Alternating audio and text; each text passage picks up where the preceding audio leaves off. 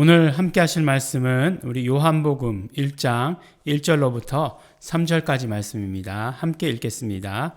태초에 말씀이 계시니라. 이 말씀이 하나님과 함께 계셨으니 이 말씀은 곧 하나님이시니라. 그가 태초에 하나님과 함께 계셨고 만물이 그로 말미암아 지은 바 되었으니 지은 것이 하나도 그가 없이는 된 것이 없느니라. 아멘. 우리가 이제 어제부터 요한복음에 대해서 요한복음을 가지고 이제 새벽 예배 말씀을 나누고 있습니다. 아마도 요한복음 1장 1절로부터 18절까지는 이렇게 아주 세부적으로 몇 구절씩만 이렇게 보아야 될 것 같습니다. 예전에 신학교에서 배운 그런 것들이 기억이 납니다. 신학교 졸업한 지가 벌써 몇 년이 됐는지도 기억이 안 나는데 그 배운 것이 아직도 기억난다는 거죠. 얼마나 공부를 잘했으면 그 모든 것들이 다 기억나겠습니까? 여러분들의 담임 목사를 신뢰하시기 바랍니다. 가방끈이 길잖아요. 가방끈만 깁니다. 근데 것 중에 아직도 기억에 남는 게 뭐냐면 one message for one sermon이에요. 그러니까 무슨 얘기냐면 우리가 성경 공부를 하려면 여러 가지를 이렇게 가르치지만 그렇지만 그 설교 가운데에서는 한 개의 메시지가 충분하다. 다만 그 메시지를 완전히 증거하기 위해서 여러 가지 그러니까 누구 이렇게 한 사람 이 사람을 설명하기 위해서 이 사람의 와이프가 어떻다, 이 사람의 아들이 어떻다, 이 사람의 아버지가 어떻다, 이런 식으로 이렇게 해서 결국은 얘기하려고 하는 것이 흩어지는 것이 아니라 이 사람에 대해서 얘기하는 걸로 하라고 했던 그런 기억이 납니다. 근데 오늘 그 말씀을 보면 이제 우리가 요한복음 가운데 처음에 예수님에 대해서 말씀할 때 로고스라고 얘기한다고 말씀드렸어요.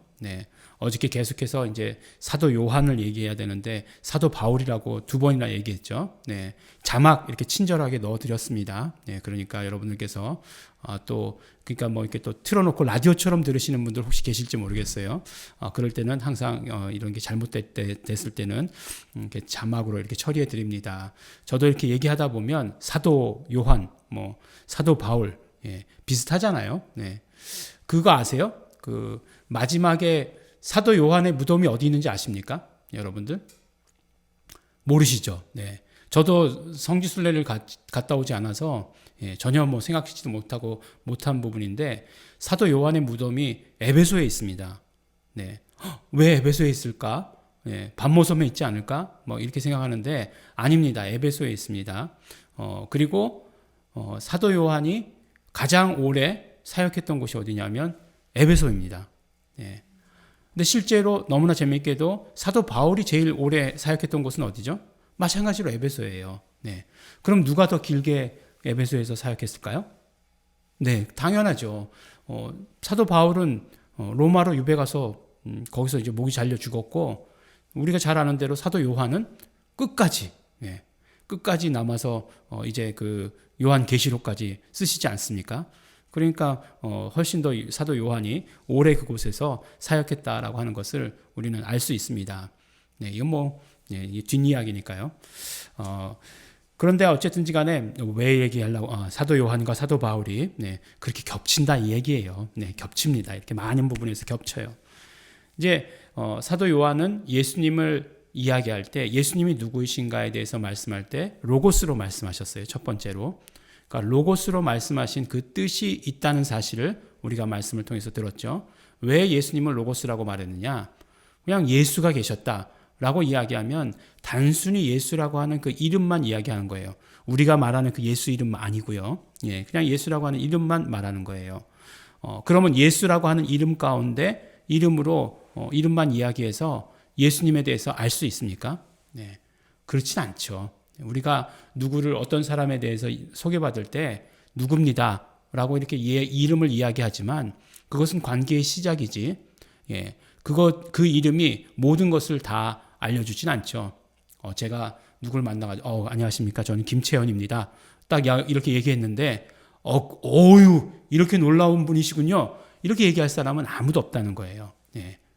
또 실상을 알고 보면 또 그렇게 얘기할 사람은 더 없다는 거죠. 예. 어쨌든 시간에 네. 그 말씀이라고 얘기했어요. 예수님을. 그것은 무엇이냐? 이분은 참 하나님이시며 참 인간이시다. 참 인간인 게 굉장히 중요합니다. 참 하나님이신 것은 더 중요하죠. 근데 둘 다 비중을 나눌 수 없이 너무너무 중요한 말씀입니다. 그것에 대해서 처음에 예수님에 대해서 말씀하고 시작하고 있다는 것을 이야기해 주세요. 그 다음에 이제 1장 1절은 어떤 면으로 보면 이 어떤 타이틀과 같은 대선포와 같은 그런 그러니까 서론의 선포와 같은 말씀이죠. 그래서 이 로고스가 그 하나님과 함께 계셨다. 근데 그 하나님은 유대인들이 다 아는 그 하나님, 아브라함의 하나님, 이삭의 하나님, 야곱의 하나님, 야훼 하나님, 여호와 하나님, 그 하나님을 말씀하는 것이죠. 그러니까 이 말씀은 그 로고스는 바로 하나님이시다라고 이렇게 말씀해 주시는 것이에요. 그러니까 요한복음은 참 너무나 감사하게도 우리에게 있어서 성부 하나님과 성자 예수 그리스도와 성령 하나님이 어떤 분이신지에 대해서 아주 정확하게 선포로 시작하고 있다는 것입니다. 무슨 말씀이에요? 성부 하나님, 하나님이시죠. 그 하나님이시죠. 성자 예수 그리스도, 하나님이시란 말씀이에요. 그 다음에 성령 하나님, 보혜사 성령님, 하나님이시다. 라고 이렇게 이야기하고 선포하고 있는 것을 우리가 보게 됩니다. 그래서 예수님은 하나님이시다. 더 로고스, 그 로고스, 뭐 영어로 막 그냥 영어와 헬라어가 막 헷갈리게 되는데, 이제 뭐 호 로고스 이렇게 얘기할까요? 정관사로 얘기하면 그분이 그 로고스가 하나님이시다라고 하는 선포로서 시작하고 계세요. 그래서 태초에 그러니까 천지가 창조되는 태초가 아니라 그 영원전 그 태초서부터 하나님과 함께 존재해 오신 분이시다. 이게 존재한다라고 하는 말이 이제는 조금 이게 헬라적 표현이에요. 헬라적 표현이라고 하는 말은 무엇이냐면 성경적 표현은 아니라는 거죠. 근데 우리가 익숙한 표현이긴 해요. 존재해 오셨다. 뭐 이렇게 얘기하면 막 그냥 어떤 생각인지는 잘 모르지만 뭐 아는 것도 같고 모르는 것도 같은 그런 애매한 그런 이야기예요. 그래서 이제 2절 가운데 2절 3절에서 말씀해 주시는 것은 무엇이냐면 그가 태초에 하나님과 함께 계셨고 이제 1절에서 말씀하셨던 것을 또 말씀해 주시죠. 그리고 3절에서 말씀하시고자 하시는 것은 무엇이냐면 예수 그리스도께서 창조 가운데 함께 하셨다라고 하는 이 사실을 말씀해 주십니다. 창세기에 보면 그 인간을 창조하실 때 뭐라고 얘기하시죠? 하나님께서 우리가 우리의 모양대로 라고 이렇게 얘기하고 계세요. 우리라는 말을 하나님께서 쓰십니다. 뭐 그것이 정확하게 이것이다라고 얘기할 수는 없지만 그렇지만 많은 분들이 이야기할 때 그것은 삼위일체 하나님을 표현하고 있는 것이다라고 이렇게 말씀을 해요. 그것을 이어받아서 요한복음은 뭐라고 말씀하고 있냐면 예수님은 창조에 참여하신 분이시다 라고 이렇게 말씀하세요. 창조 가운데 계셨어요. 그러니까 그 태초를 만물의 태초로의 뭐 말씀이 계셨다 이렇게 얘기하면 안 되는 거죠. 여기서부터 벌써 어긋나는 거예요. 뭐 이렇게 얘기하면 그렇지만 이빨이 안 맞는다고 그러죠. 그게 뭐 맞아야 이렇게 굴러 돌아가는데 여기서부터 벌써 이야기가 이해가 될 수 없는 거죠. 아니 그때 계신 분이 그때 어떻게 또 창조에 함께 계셔? 이렇게 얘기하면 안 되는 거잖아요. 그러니까 그 전부터 계신 것이죠. 그 전부터 하나님과 함께 영원 전부터 영원까지 하나님과 함께 존재해 오시다가 창세기에 말하는 만물의 태초에 예수님께서도 그 창조에 함께 하시는 분이시죠. 그래서 만물이 그로 말미암아 지은 바 되었다라고 이렇게 말씀하고 있는 것이에요. 디아우트 그래가지고 그로부터라고 이렇게 말씀해 주시고 계십니다. 그래서 그가 없이는 하나도 된 것이 없느니라. 그러니까 삼위일체 하나님께서 이 창조 가운데 함께 하셨음을 우리는 이 말씀을 통해서 보게 되는 거죠.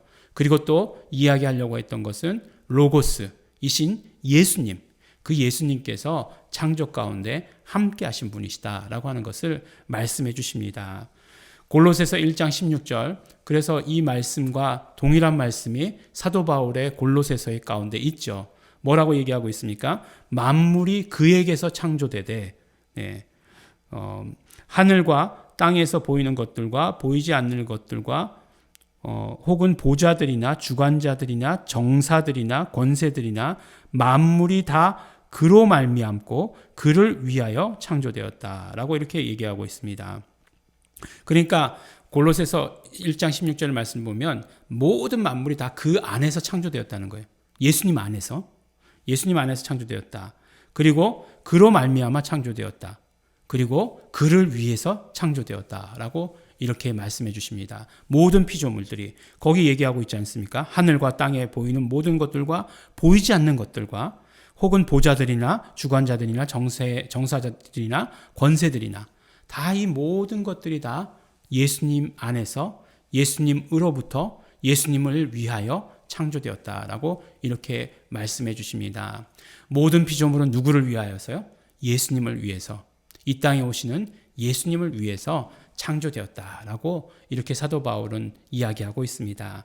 그 말씀이 오늘 말씀의 흐름과 같은 말씀이죠. 아무것도 예수님이 없이는 된 것이 없다. 그 로고스가 없이는 된 것이 없다. 라고 이렇게 말씀해 주시고 계시는 것입니다.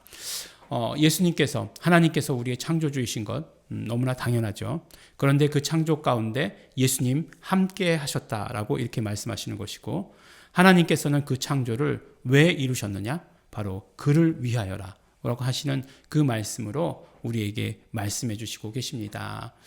모든 만물이 다 그를 위하여 라고 하시는 이 말씀을 우리 어떻게 생각할 수 있을까요?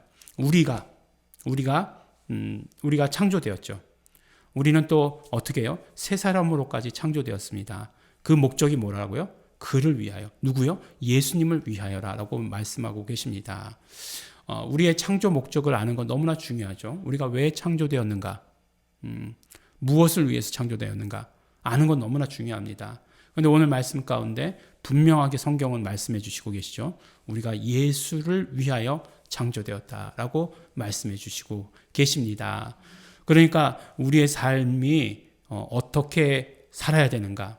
이 모든 결정들의 가장 중심이 무엇이라고요? 예수를 위하여. 예. 어떻게 하는 게 좋겠습니까? 가는 게 좋겠습니까? 안 가는 게 좋겠습니까? 예수를 위하여. 네. 예수를 위하여. 우리의 모든 판단과 우리의 모든 기준이 예수를 위하여가 되어야 된다라고 우리에게 말씀해 주시고 계십니다. 우리가 애들 때문에 살죠. 이렇게 얘기해도 예수를 위하여. 네. 예수를 위하여가 정답입니다. 우리 인생의 모든 정답 무엇이라고요? 예수를 위하여. 모든 만물이 다 그렇게 창조되었기 때문에, 그래서 모든 만물이 다 예수 안에서 예수를 위하여 창조되었기 때문에 예수님의 말씀을 들을 수 있는 능력이 있잖아요. 그래서 예수님께서 이 땅 가운데 오셔서 정말 바람과 파도를 명하였을 때 그대로 그들이 듣잖아요. 더러운 귀신들에게 명하였을 때 듣잖아요. 왜 듣습니까? 모든 만물이 다 예수를 위하여 창조되었기 때문에 그래요. 예수 안에서 예수로부터 말미암아 창조되었기 때문에 그렇습니다. 그렇기 때문에 예수님의 말씀을 들을 수 있는 귀가 있는 것이에요. 우리도 마찬가지입니다. 예수를 위해서 창조되었다라고 하시는 그 말씀 오늘 기억하시기 바랍니다. 예수 그리스도께서 창조에 함께 하셨다. 하나님과 함께 하셨다. 하나님이시다. 라고 하는 것 우리 기억해야 되고, 모든 것들이 다 예수 그리스도를 위하여 창조되었으니 우리의 삶이 어떻게 되어야 되겠습니까? 그 모든 결정들, 우리의 모든 결단들이 예수를 위하여가 되시는 우리 성도 여러분들이 되시기를 또한 예수 이름으로 축원합니다. 우리 함께 기도하겠습니다. 하나님 아버지 감사합니다. 오늘도 아버지 하나님 모든 만물이 예수에 의해서 창조되고 우리는 예수를 위하여 살아야 되는 그런 피조물인 것을 오늘 깨닫게 하여 주신 것 너무나 감사하고 고맙습니다. 우리 예수님께서 창조 가운데 함께 하시는 하나님이시라는 사실을 우리가 알게 되었사오니 우리의 아버지 하나님, 이 알게 된 모든 것들이 능력이 되게 하여 주시옵소서. 예수님께서 함께 하시는 능력이 될 수 있도록 되기를 간절히 바라고 소원합니다. 우리가 아버지 하나님 그러므로 예수를 위해 살 때 아버지 하나님 능력이 넘치는 삶을 살 수 있도록 축복하여 주시옵소서. 감사드립니다. 예수님 이름으로 기도드렸습니다. 아멘. 우리 함께 기도하겠습니다. 이 시간 감사하며 기도하시겠습니다. 우리 예수님, 우리 창조 가운데 함께 하신 예수님 감사합니다. 우리가 그러므로 이제는 예수를 위해 사는 자가 되겠습니다. 오직 예수를 위해서, 모든 것들 예수를 위해서 사는 자 될 수 있도록 축복하여 주시옵소서. 우리 감사하시면서 결단하시면서 다 같이 통성으로 기도하시겠습니다.